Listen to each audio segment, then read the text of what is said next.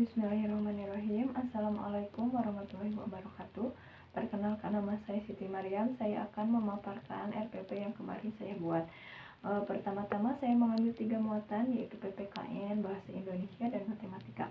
Untuk kompetensi dasarnya, saya mengambil dari 3.2, yaitu mengidentifikasi aturan tata tertib yang berlaku di sekolah. Yang kedua, 4.2, menceritakan kegiatan sesuai aturan dan tata tertib yang berlaku di sekolah. Untuk kompetensi dasar bahasa Indonesia, yaitu 3.2, menguraikan kosakata dan konsep tentang keberagaman benda berdasarkan bentuk dan wujudnya. Di dasar bahasa Indonesia, saya mengambil dari 3.2, yaitu menguraikan kosakata dan konsep tentang keragaman benda berdasarkan bentuk dan wujudnya dalam bahasa Indonesia atau dalam bahasa daerah melalui teks tulis, visual, dan eksplorasi lingkungan.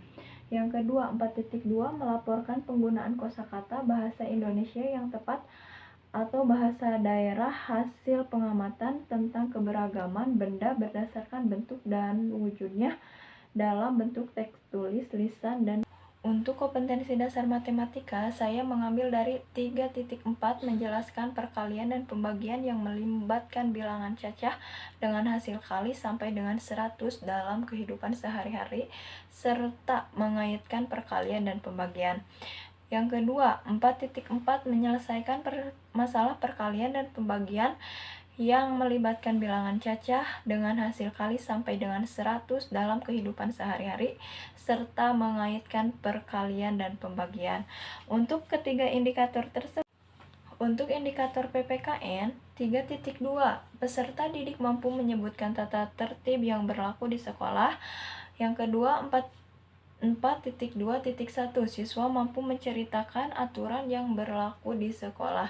Untuk bahasa Indonesianya, yaitu 3.2.1, peserta didik diharapkan mampu menyebutkan benda yang memiliki bentuk dan ukuran yang tetap. Yang kedua, 4.2.1, peserta didik diharapkan mampu mengetahui sifat benda berdasarkan bentuk dari wujudnya dalam bentuk teks tulis, lisan, ataupun visual. Untuk tujuan pembelajarannya, yaitu 1.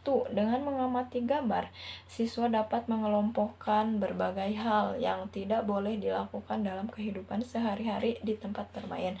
Yang kedua, dengan membaca teks sederhana, manfaat mematuhi aturan di sekolah, siswa dapat menyebutkan manfaat mematuhi aturan di tempat dalam kehidupan sehari-hari dengan disiplin. Yang ketiga, dengan melakukan pengamatan sederhana tentang keberagaman benda dalam bermain, siswa dapat mengelompokkan keberagaman benda di lingkungan sekitar berdasarkan wujudnya dan disiplin. Yang keempat, dengan berdiskusi, siswa dapat menyatakan perkalian dua bilangan sebagai penjumlahan. Memelihara lingkungan sekolah. Lingkungan sekolah merupakan tempat pendidikan dan tempat kita bertemunya teman dan guru. Lingkungan sekolah juga merupakan sarana yang ada dalam sebuah proses pembelajaran yang mampu mendorong untuk mencapai tujuan peserta didik melalui peningkatan potensi melalui pengkondisian yang diatur sedemikian rupa sehingga proses belajar anak dapat berjalan dengan baik. Bahkan, sebuah lingkungan sekolah memiliki peraturan tata tertib sekolah yang penting bagi siswa, sehingga tujuannya untuk mencapai pendidikan nasional seperti yang diamanatkan oleh dalam pembukaan Undang-Undang Dasar 1945.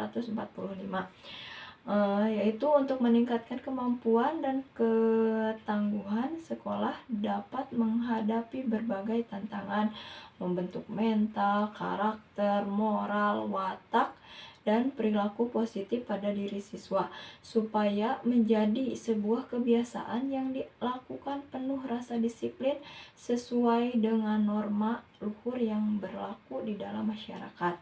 Nah, misalnya pada hari Sabtu, aku dan temanku bermain di halaman sekolah. Jumlah orang yang mengikuti lomba tersebut dalam permainan sebanyak 18 orang. Ada berapa permainan yang sedang aku aku dan teman-teman lakukan. Aku dapat banyak pelajaran dari permainan tersebut, seperti misalnya benda yang digunakan tersebut termasuk ke dalam benda apa. Kita juga bisa mengamati benda-benda padat yang ada di dalam alat permainan yang digunakan. Untuk pendekatan dan metode pembelajaran yang saya gunakan yaitu pendekatan saintifik, strategi discovery learning, teknik pengamatan, metode penugasan dan pengamatan, tanya jawab, ceramah, dan diskusi. Untuk media alat dan sumber belajar, saya menggunakan satu, gambar memelihara lingkungan di sekolah. Yang kedua, proyektor. Yang ketiga, benda yang ada di lingkungan sekolah. Nah, mungkin sekian pemaparan dari saya. Mohon maaf apabila masih banyak kesalahan. Wabillahi taufiq wal hidayah. Wassalamualaikum warahmatullahi wabarakatuh.